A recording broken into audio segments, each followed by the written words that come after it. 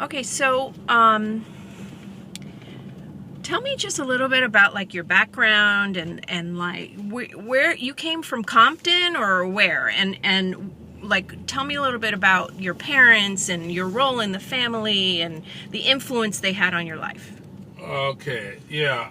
I grew up in Compton, was born in Pittsburgh, but all I knew was Compton. I don't know much about Pittsburgh, so, and that's pretty much what I claim. But I think I had an interesting life because I went from elementary school through high school in Compton. Then went to Cal State Fullerton, which is Orange County, predominantly all white. And But how does a Compton boy get to Cal State Fullerton in Orange County? well, I had a buddy of mine who was a wrestler, and he had a scholarship to go to Cal State Fullerton. And he told me, "Hey, man, you gotta come out here. It's good for you." I thought, I don't know, man. I'm from Compton, and I mean, it's college. I don't know if I'm smart enough. He said, "Oh, you could do it. I already did 1 year. You can do it. It's easy." So I believed in him, and I went to Cal State Fullerton, and he was right. Wasn't as difficult as I thought. And when I was a senior, I got a phone call from Surgeon Bray, which is a professional bodybuilder. He's out of France. And he wanted me to compete in the Mr. World competition. I'm like, oh, man. And so he gave me a special invite. I went to Paris, and I competed in Paris.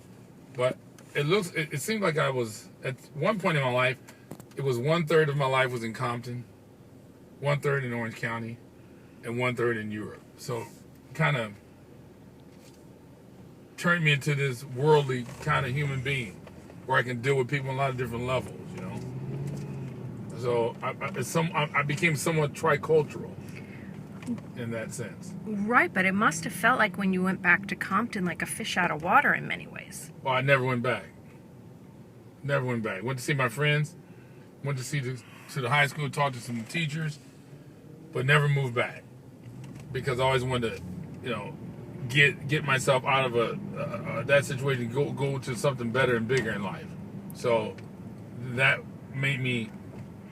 When I got out of Compton, I was excited because, a lot of guys were getting killed. A lot of my friends died.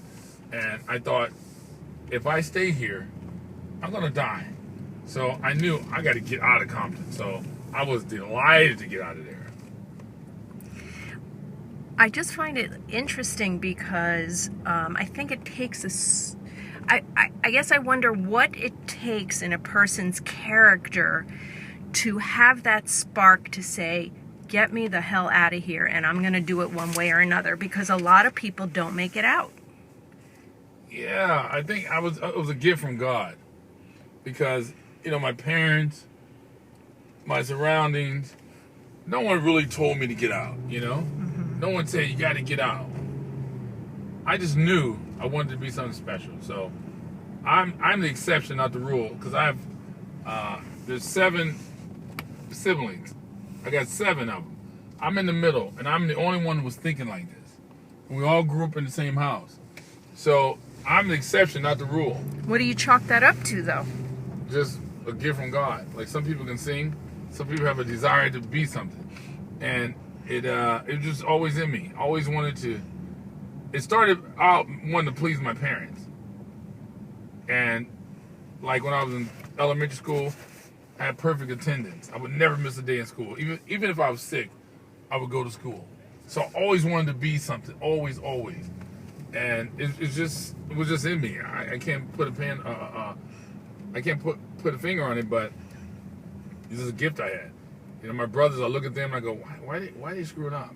I couldn't understand why they screwed up.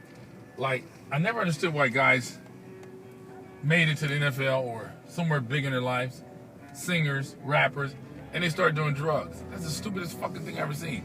Because it's like, didn't you see those commercials with, don't do drugs, and here's your mind on drugs, and why do they do stupid stuff?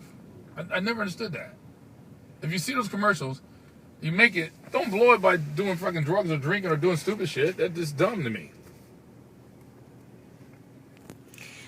So, okay, hold on.